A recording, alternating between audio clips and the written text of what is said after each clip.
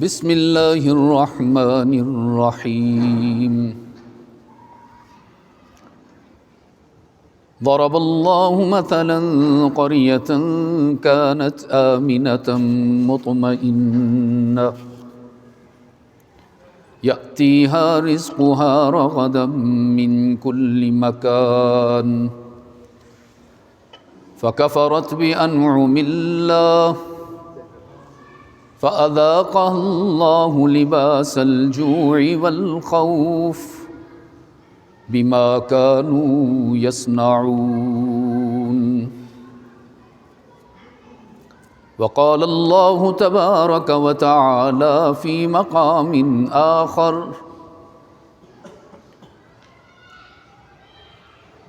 ومن أعرض عن ذكري فإن له معيشة ضنكا ونحشره يوم القيامة أعمى قال رب لم حشرتني أعمى وقد كنت بصيرا قال كذلك أتتك آياتنا فنسيتها فكذلك اليوم تنسى صدق الله مولانا العظيم وقال رسول الله صلى الله عليه وسلم لا يؤمن أحدكم حتى يكون هواه تبعا لما جئت به وصدق رسوله النبي الأمي الكريم ونحن على ذلك لمن الشاهدين والشاكرين والحمد لله رب العالمين۔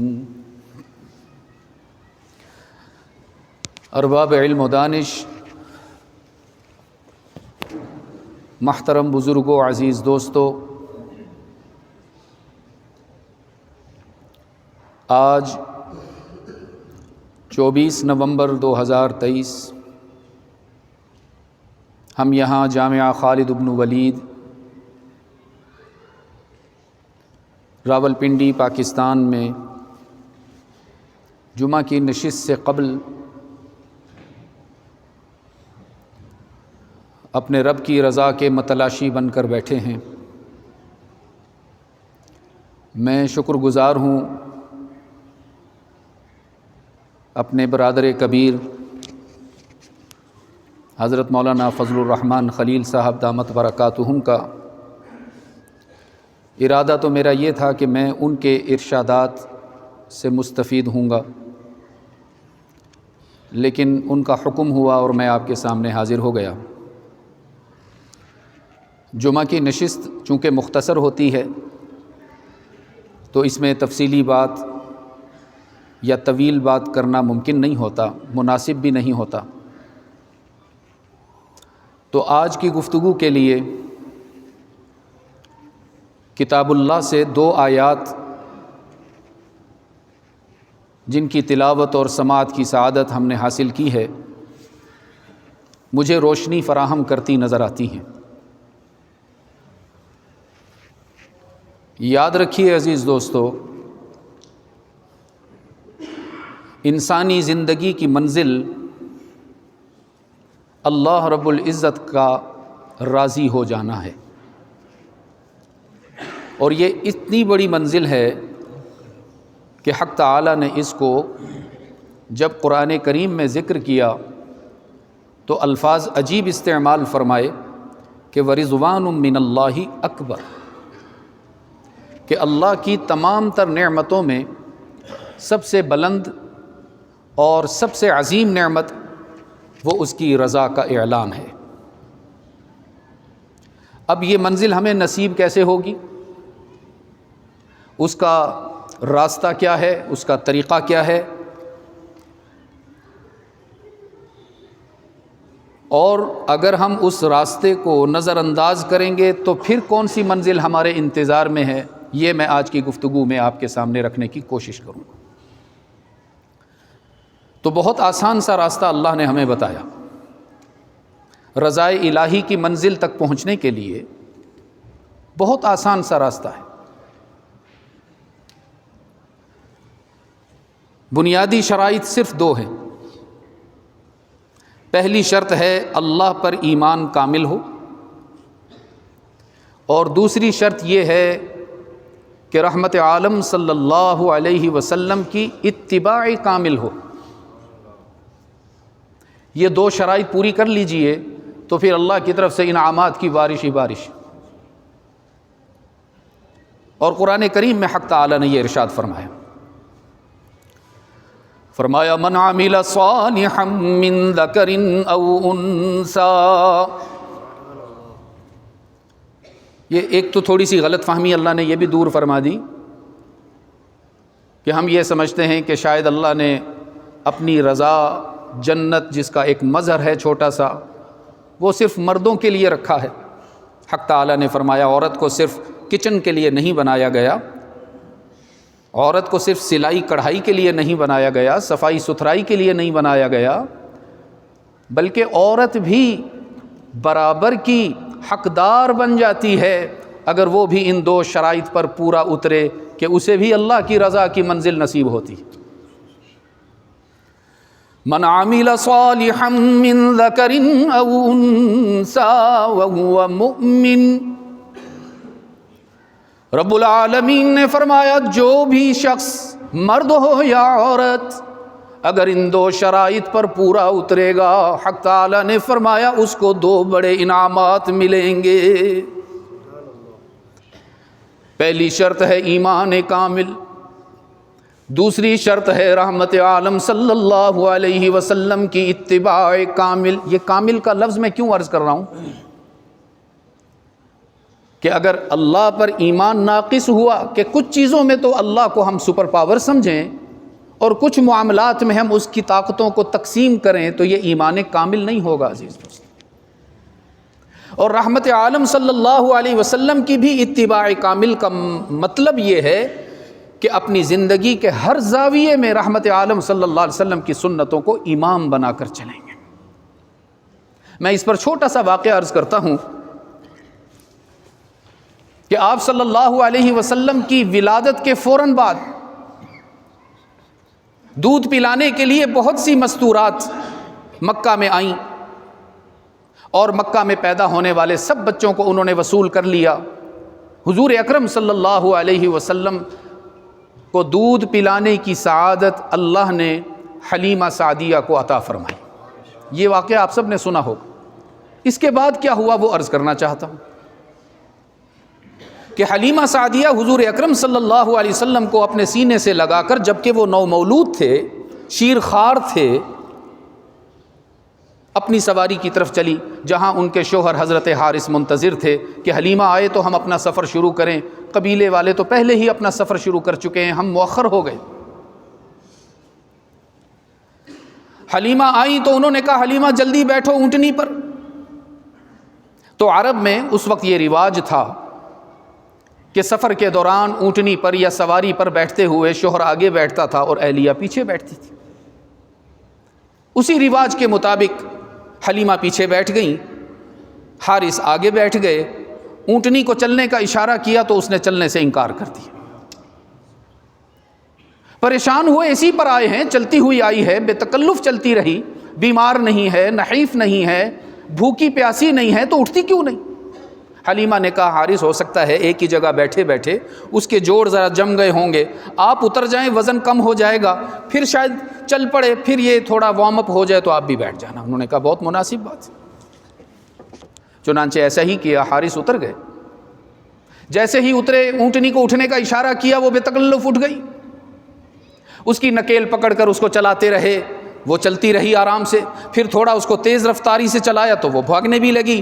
پھر سوچا کہ اب اس کا جسم نارمل ہو گیا، معتدل ہو گیا، اس کو بٹھایا، پھر اس پر بیٹھے، اونٹنی نے اٹھنے سے انکار کر دی۔ تو یہاں میں عرض کرتا ہوں حارث وہ بات سمجھ گئے جو آج کا مسلمان نہیں سمجھ پا رہا۔ حارث کہنے لگے حلیمہ یہ جس بچے کو تم سینے سے لگائے بیٹھی ہو مجھے لگتا ہے یہ کوئی عام بچہ نہیں ہے۔ ان لہذا الولد لشأن، اس کا پیدا کرنے والا یہ پسند نہیں کر رہا کہ حارث آگے بیٹھے اور محمد پیچھے بیٹھے. آؤ ترتیب بدلتے ہیں، تم محمد کو لے کر آگے بیٹھو. حارث تو کیا پوری کائنات محمد کی اتباع کرے گی، پیچھے بیٹھے گی. جیسے ہی ترتیب بدلی عزیز دوستو، اونٹنی کو اٹھنے کا اشارہ بھی نہ کرنا پڑا، وہ جمپ لگا کر کھڑی ہوئی، ہوا سے باتیں کرتی ہوئی آگے جانے والے قافلے والوں کو پیچھے چھوڑ گئی.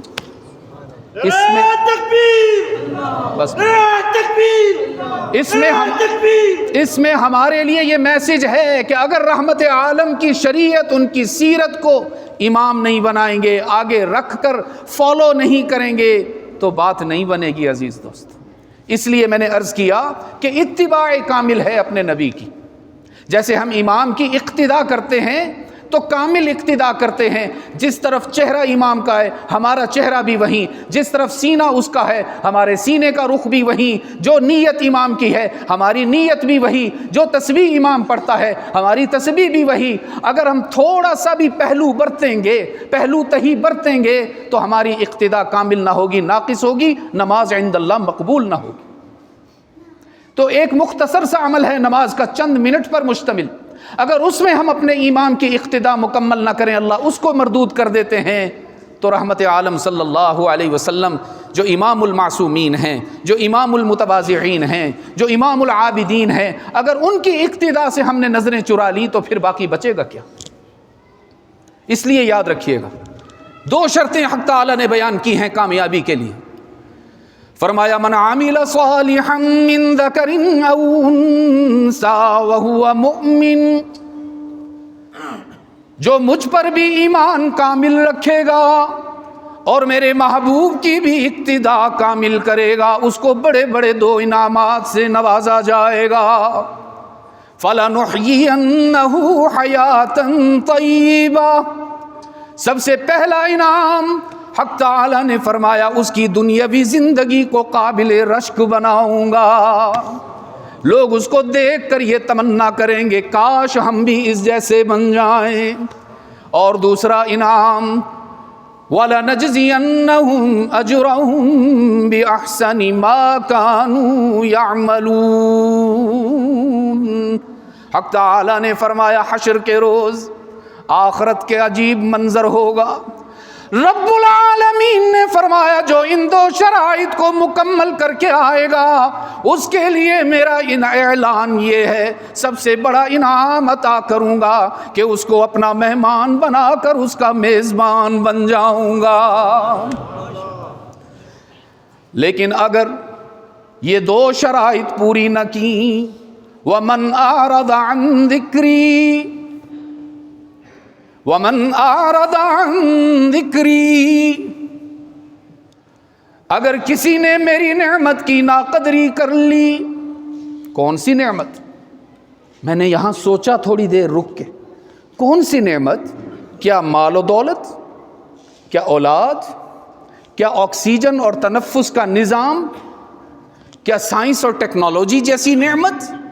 کیا کھیت اور کھلیان جیسی نعمت؟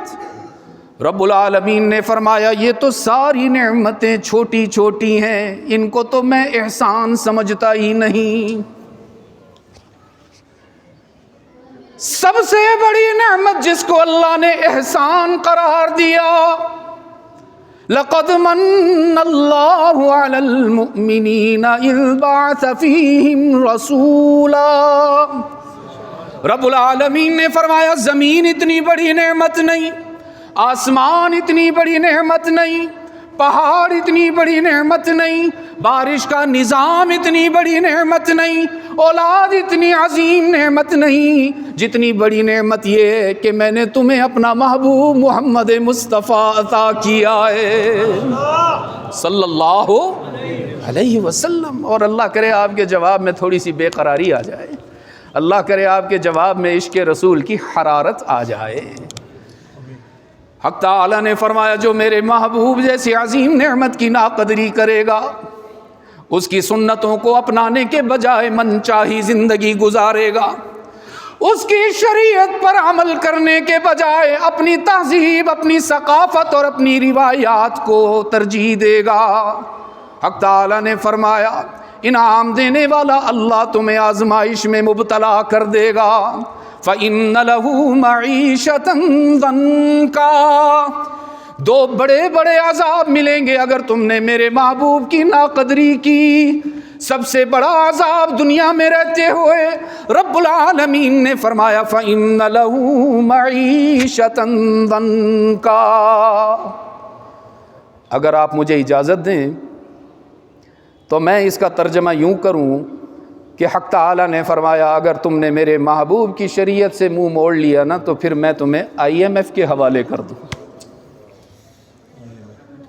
فَإِنَّ لَهُ مَعِيشَةً ضَنْكَا، زرعی ملک ہونے کے باوجود کبھی چینی حاصل کرنے کے لیے لائن میں نظر آؤ گے، کبھی آٹا وصول کرنے کے لیے ترستے نظر آؤ گے.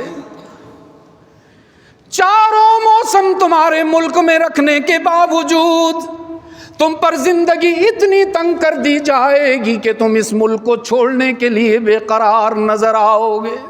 کبھی دیکھیے نا ویزاز کے لیے کتنی لمبی لائنز ہوتی ہیں. میں گزشتہ سال جاپان کے سفر کا ارادہ ہوا تو وہاں کی ایمبیسی کے لیے مجھے دوستوں نے بتایا، مجھے تو خیر تعلق کی وجہ سے قطار میں اللہ نے بچا لیا، لیکن انہوں نے بتایا کہ دسمبر جنوری میں بھی رات کو 3 بجے لائن لگنا شروع ہوتی. فَإِنَّ لَهُ مَعِيشَةً ضَنْكَا، سب سے بڑا عذاب، سب سے بڑی آزمائش، سب سے بڑا دکھ یہ ہوگا کہ اس دنیا میں رہتے ہوئے تم قابل رحم نظر آؤ گے. نہ تمہارے پاسپورٹ کی کوئی عزت ہوگی، نہ تمہارا ملکی طور پر کوئی وقار اور تمکنت ہوگا. لوگ تمہیں دیکھ کر افسوس کریں گے، حسرت کا اظہار کرنے کے بجائے حیرت کا اظہار کریں گے کہ انہیں کیا ہو گیا. کسی زمانے میں یہ بڑی عظیم قوم ہوا کرتے تھے، کسی زمانے میں یہ بڑے خوشحال لوگ ہوا کرتے تھے. عرب ایمریٹ، وہ کیا نام ہے اس کا، ایمریٹس ایئر لائن کی تخلیق بھی اسی ملک نے کر کے دی تھی جو آج دنیا میں دوسرے نمبر کی ایئر لائن. اور اپنا یہ حال ہے کہ PIA کو چلانا بھی ان کے لیے مشکل ہو گیا، روزانہ کئی جہاز کینسل ہو رہے ہیں. فَإِنَّ لَهُ مَعِيشَةً ضَنْكَا، سب سے بڑا عذاب دنیا میں رہتے ہوئے حق تعالی نے فرمایا ان کے لیے دنیاوی زندگی تنگ کر دی جائے گی. اور میں نے ایک اور مقام پر قرآن کریم کا مطالعہ کیا تو وہاں حق تعالی نے ایک بستی کی مثال پیش کرتے ہوئے ہمیں دعوت فکر دی ہے. فرمایا ضرب اللہ مثلا قریۃ کانت آمنۃ مطمئنہ، رب العالمین نے فرمایا تمہارے سامنے ایک بستی کی مثال پیش کی جاتی ہے. اور تھوڑی دیر کے لیے قریۃن کے بجائے اگر ہم یہاں پاکستان کا تصور کر لیں تو صورتحال اور واضح ہو جائے. کانت آمنۃ مطمئنہ، رب العالمین نے فرمایا ہم نے اس بستی میں رہنے والوں کو امن عطا کیا، سکون بخشا. یأتیہا رزقہا رغدا من کل مکان، زمین ان کے لیے غلے اگاتی، آسمان ان کے لیے موتی برساتا. وہ ایک دوسرے پر جان چھڑکتے نظر آتے، ایک دوسرے کے حقوق کی ادائیگی کے لیے بے چین نظر آتے. ساری بستی میں امن اور سکون کا عالم، رزق ان کے پیچھے پیچھے دوڑتا، وہ آگے آگے چلتے، ہر طرف سے فراوانی ہی فراوانی تھی. پھر کیا ہوا؟ رب نے فرمایا فَكَفَرَتْ بِأَنْعُمِ اللَّهِ، انہوں نے ہم سے بے وفائی کر دی، انہوں نے اپنی عقل کو امام بنایا، ہمارے سامنے غرور اور تکبر کرتے ہوئے اعلان کیا اللہ تیری شریعت اتنی بڑی نہیں جتنی ہماری عقل بڑی ہے. پھر کیا ہوا؟ فَأَذَاقَهَا اللَّهُ لِبَاسَ الْجُوعِ وَالْخَوْفِ، وہی مملکت، وہی بستی، وہی ملک جہاں ہر طرف امن اور سکون تھا، حق تعالیٰ نے فرمایا اب وہاں خوف نے اپنے ڈیرے ڈال لیے، بے قراری ہو گئی، اضطراب اور بے چینی کی کیفیت ہو گئی۔ جو ایک دوسرے پر جان چھڑکا کرتے تھے وہ ایک دوسرے کے جانی دشمن بن گئے، جو ایک دوسرے کے حقوق ادا کیا کرتے تھے وہ اپنی بہنوں کی جائیدادوں میں حق مارنے لگے۔ حق تعالیٰ نے فرمایا ہم نے ان کے رزق کی فراوانی کو بے سر و سامانی سے تبدیل کر دیا۔ اے اللہ ایسا کیوں؟ رب نے فرمایا بما کانوا یصنعون، انہوں نے ہم سے بے وفائی کی تو ہم نے بھی انہیں ان کے حال پہ چھوڑ دیا۔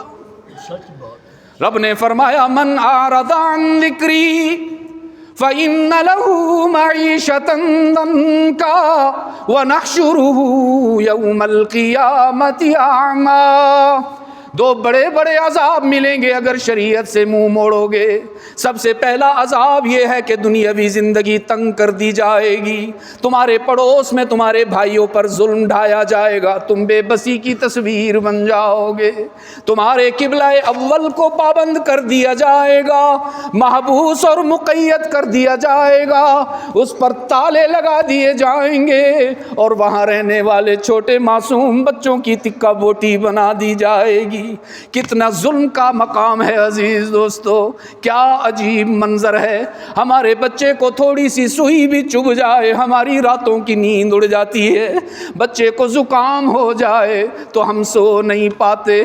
جب تک اس کا علاج نہ کروا لیں، جب تک وہ شفا یاب نہ ہو جائے، ہم دفتر نہیں جاتے، ملازمت پر نہیں جاتے، اپنے بچے کی چھوٹی سی تکلیف بھی ہم سے گوارا نہیں۔ کتنا ظلم کا مقام ہے کہ فلسطین میں معصوم بچوں کی ٹانگیں کاٹی جا رہی، ان کے بازو توڑے جا رہے، ان کی آنکھیں نکالی جا رہی، ان کے دل نکالے جا رہے، اور ہم آرام سے سوتے بھی ہیں اور خوب کھاتے بھی ہیں۔ نہ ہماری نیند اڑتی ہے، نہ ہمیں تہجد کی توفیق نصیب ہوتی ہے، نہ ہم اپنے بچوں کی دوا دارو کے لیے ان کے لیے کوئی چندہ کرنے کی ترتیب بناتے ہیں۔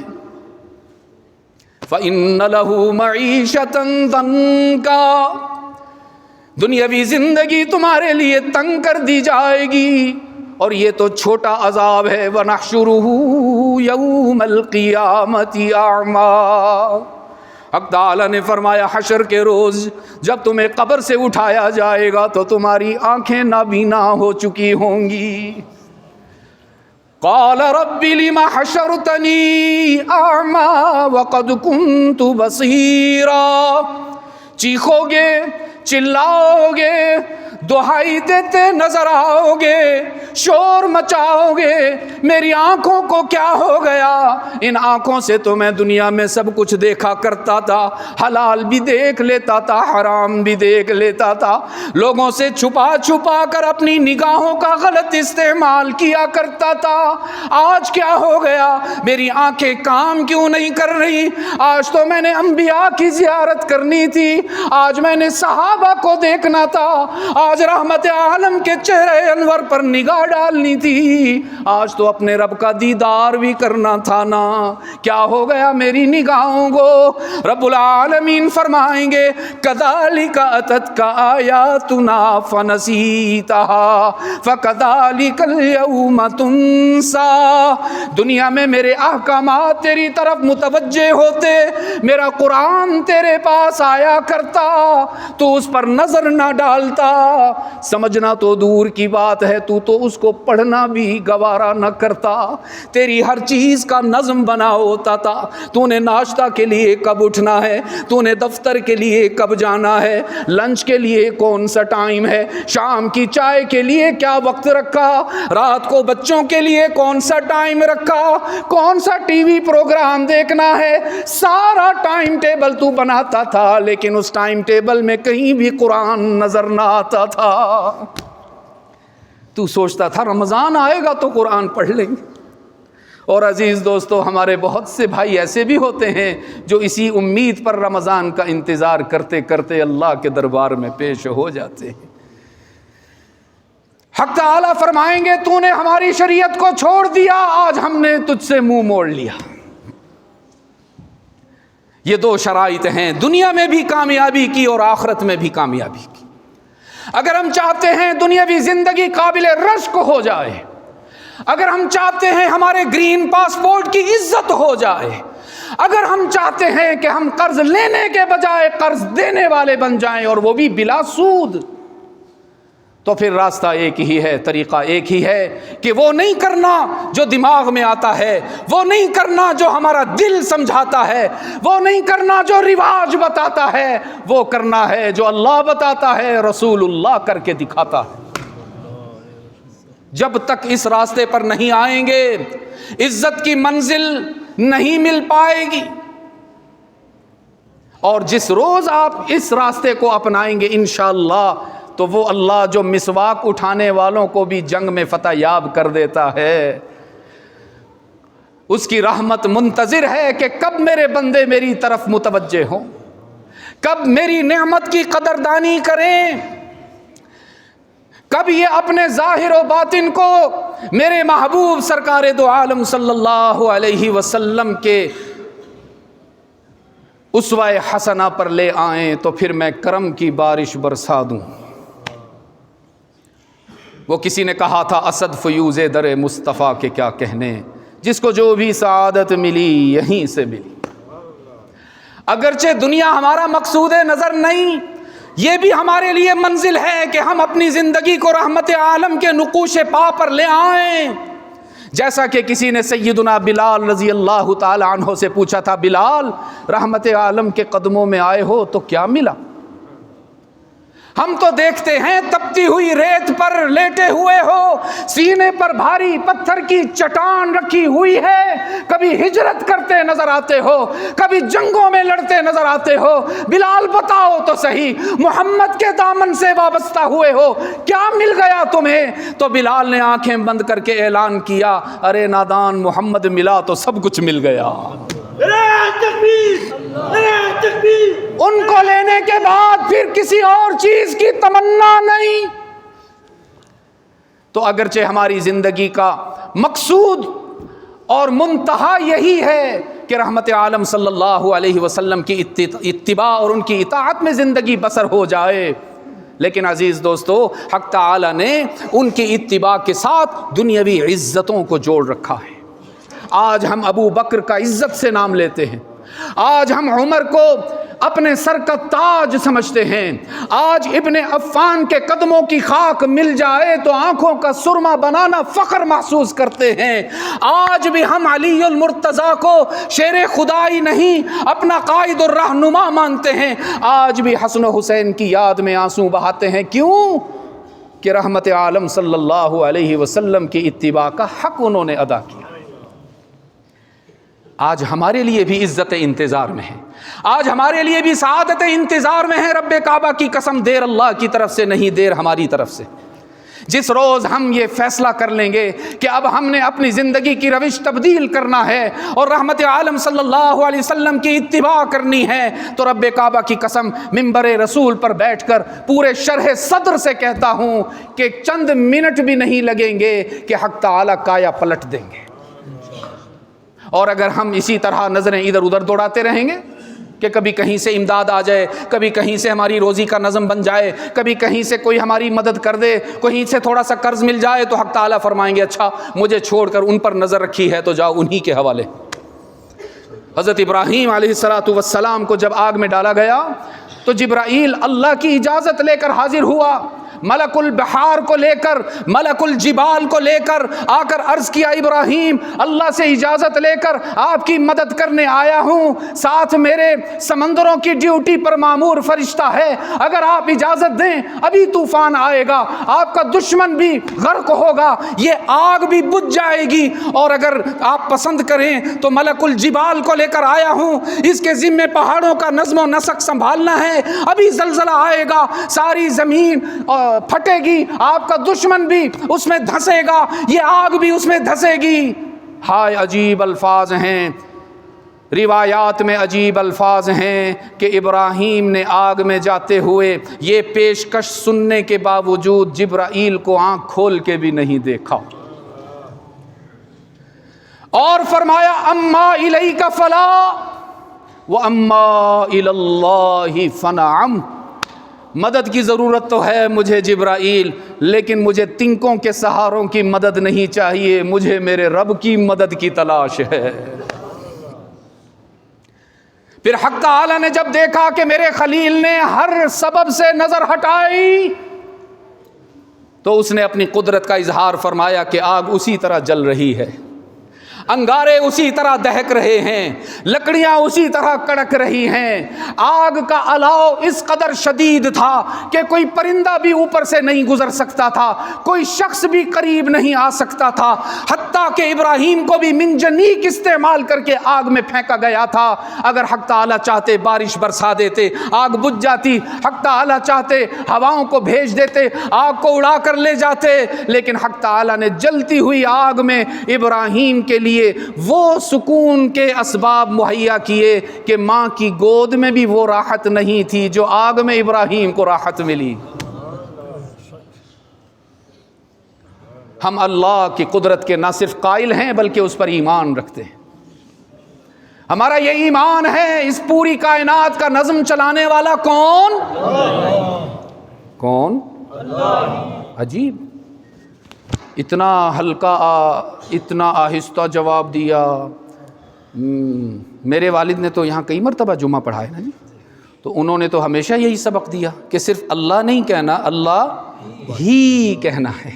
کیا کریں عزیز دوستو، ماحول کے تیور خطرناک ہیں، کچھ لوگ کچھ نادان کہتے ہیں اللہ بھی کرتا ہے، اور محمد کے غلام کہتے ہیں اللہ ہی کرتا۔ یہی فرق تھا مکہ میں بھی، ابو جہل کہتا تھا اللہ بھی کرتا ہے، اور بیت اللہ میں رکھے ہوئے 360 بت بھی کرتے ہیں۔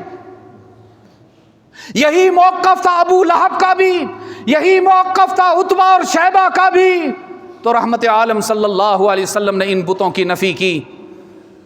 تو اگر وہاں اللہ بھی کہنے والے تھے تو ابو بکر اللہ ہی کہنے والے تھے، اور یہی آج بھی ما بہل امتیاز، اور یہی حشر کے روز بھی ہوگا کہ حق تعالیٰ فرمائیں گے بھی کہنے والے کھڑے ہو جائیں تو ابو جہل کو کھڑا کر دیا جائے گا، ابو لہب کو کھڑا کر دیا جائے گا، عتبہ اور شیبہ کو کھڑا کر دیا جائے گا، اور ان کے پیروکار ان کے ساتھ کھڑے ہو جائیں گے۔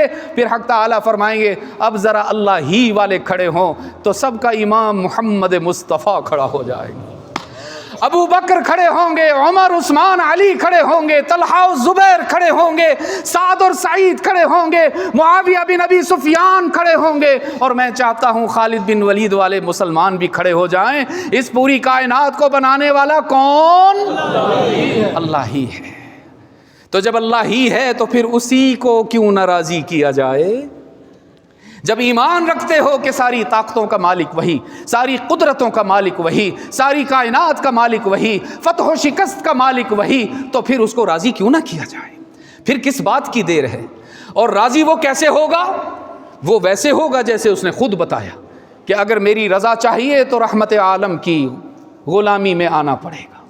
ان کنتم تحبون اللہ فاتبعونی۔ تو آج کی اس ملاقات میں عزیز دوستو، آج کی اس ملاقات میں اگر ہم یہ چاہتے ہیں کہ ہم اپنے فلسطینی مظلوم مسلمان بھائیوں، بچوں اور مستورات کی مدد کریں، تو مدد کرنے کا ایک انداز تو یہ بھی ہے کہ ان کی اعانت کی جائے اپنے پاکیزہ مال کے ذریعے، اور مدد کرنے کا ایک انداز یہ بھی ہے کہ آج یہ طے کر لیا جائے کہ آئندہ کی زندگی رحمت عالم کے قدموں پر گزاری جائے گی۔